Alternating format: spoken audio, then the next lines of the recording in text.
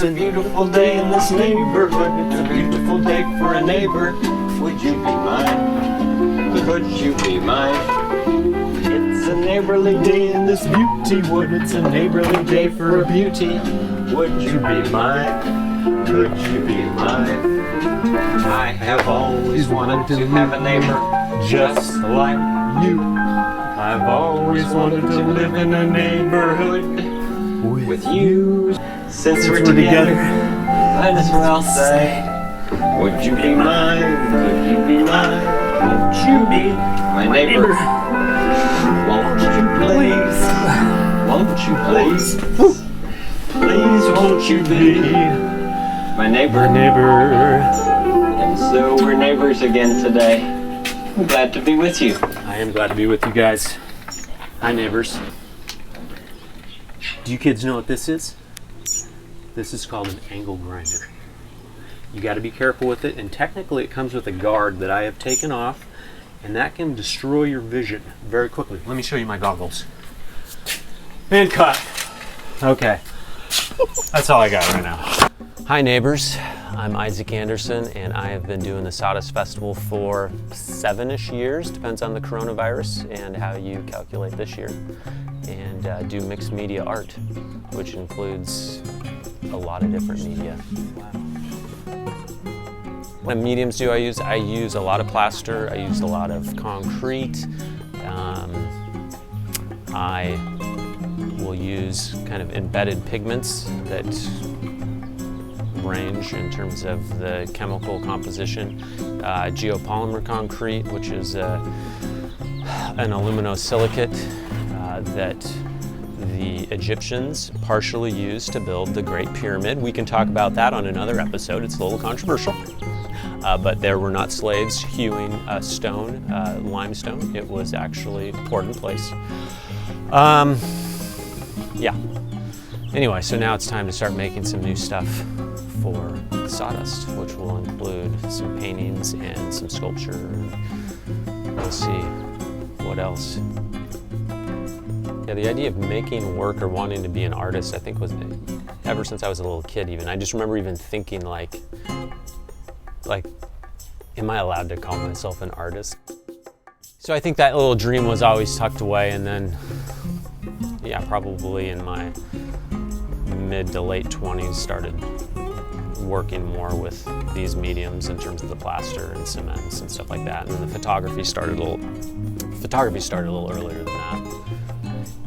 So my studio where I am currently working right now is in Laguna Beach, and it is a little studio that's built off of our house, and it's kind of a mix of indoor, outdoor, which is kind of nice. I get the natural light. So yeah, having to deal with the elements and kind of the entropy, I suppose. Everything's breaking down, and so including my art, and so that's kind of part of it. In terms of being connected to the creative community, I think that the Sawdust Festival, just being a part of a local festival is a huge connector.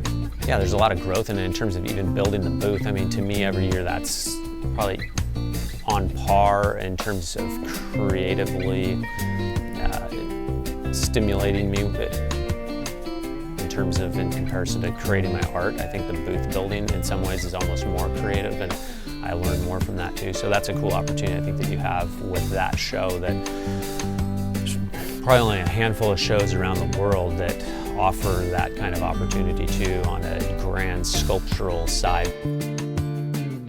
Come here, bud. Hello, Angie.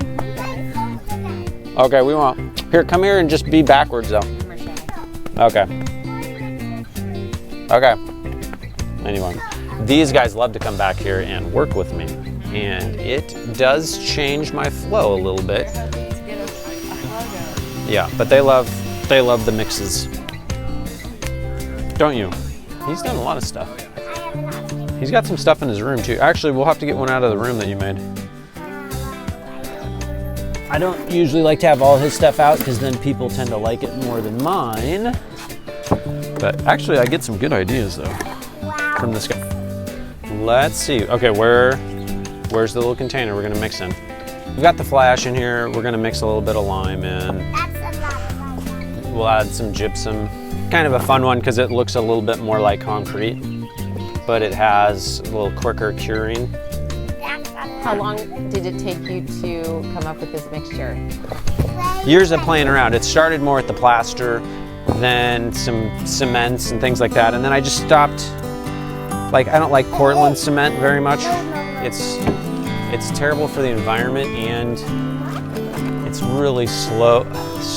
No more flash. It's slow to cure, and so I started using the geopolymer concrete and kind of developing some different mixes, and that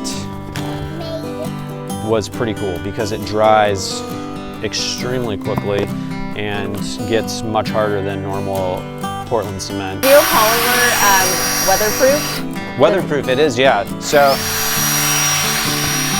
the Pantheon in Rome was built with geopolymer, and then it's actually, so there's no steel or metal rebar or anything. It's just rocks and geopolymer concrete is the binder, and it's lasted 2,000 years.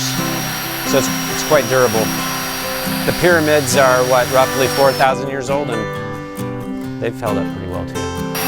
So if you built your home, if you stuccoed your home with geopolymer, it would be way less apt to burn down in a fire. So all those things are pretty interesting to me. How's that looking? Is it getting creamy?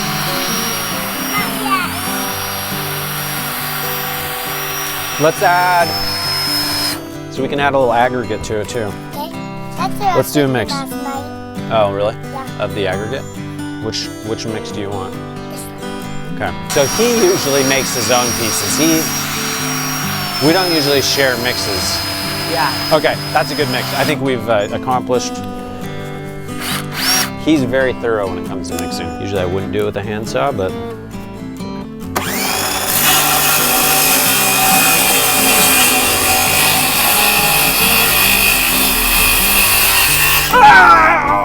Oh God.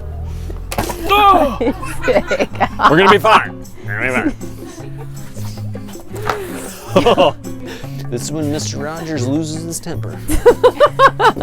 All right, kids, get out of my workshop. It's set pretty fast too. See, you're always learning something, especially from your kids, because your kids cause the workflow to change slightly, and that usually changes your plans. And then you really have to get creative.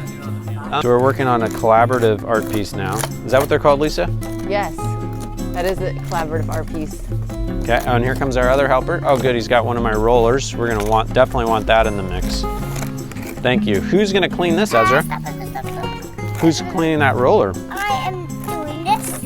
Oh, I think Ezra's doing it. He can use it. Yeah. You keep doing your mix. Which one is I'm doing? And it can go into water. That's cool. Ezra, that was a good idea.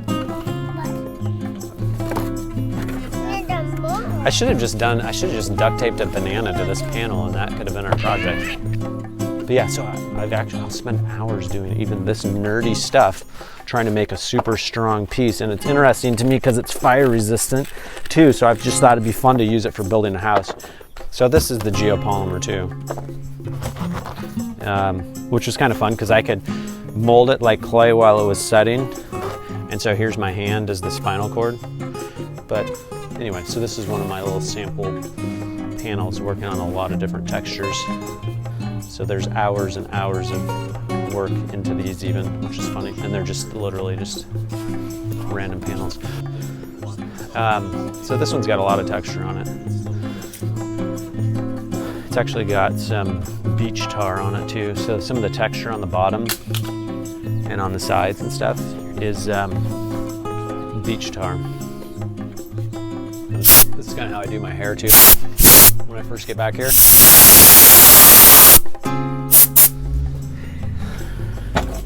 Kind of right as we were being kind of the house arrest when that first started, I started thinking through some ideas and some sort of parody on Shepard Fairey's Hope poster. So then I thought, so that's kind of fun. And then originally I thought maybe it'd be fun if it was Mr. Rogers and with a mask on. And then it became obvious that Bill Gates is very much a part of the narrative with the coronavirus. And so I thought we would bring the former executive of Microsoft into this art piece. And anyway, he's got the World Health Organization logo on his face mask, and then obviously the Microsoft Windows, one of their older logos on his shirt. Yeah.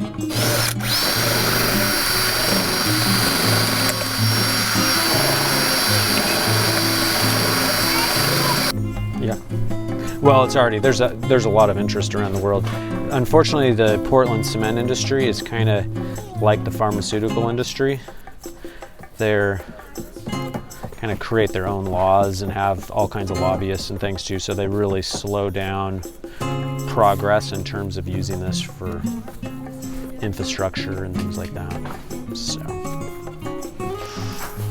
but yeah, but there's a lot of people around the world that are using it right now. It's getting a lot of traction, so that's exciting. All right. Is this the COVID mask? This is our mask.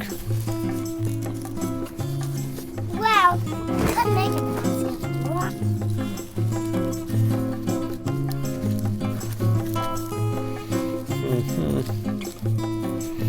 Yeah, he's frustrated. You can kind of see it in his eyebrow. And he's suspicious, right? For an expression. This is kind of a sense of accomplishment, a sense of pride, achievement. This guy, not so much so. He's not a 1%er, for sure. This guy's waiting on his PPP loan to go through. All right.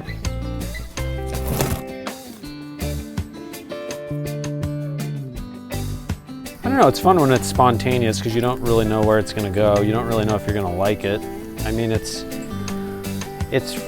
fun to create art, but you just think of the identity that we've kind of placed in our vocation and what we do, and then the thought of being an artist and what that means too. And I think sometimes we can all overthink these things a little bit.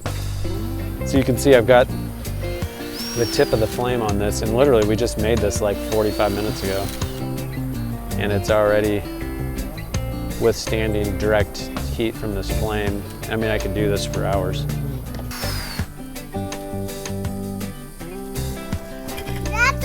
He hurts now. Yeah, he's not enjoying this. Here's the fun thing with plasters. I can mix very, very quickly. It's funny how you can kind of not like it, and then all of a sudden you're like, oh yeah, maybe there's something here. Yeah, I like the contrast of the dark head. There's like his arm. Yeah. This is where I'd have to put a hole in his head and have a dowel basically connecting him to this guy. Whew. He smells a bit. He's got to air out.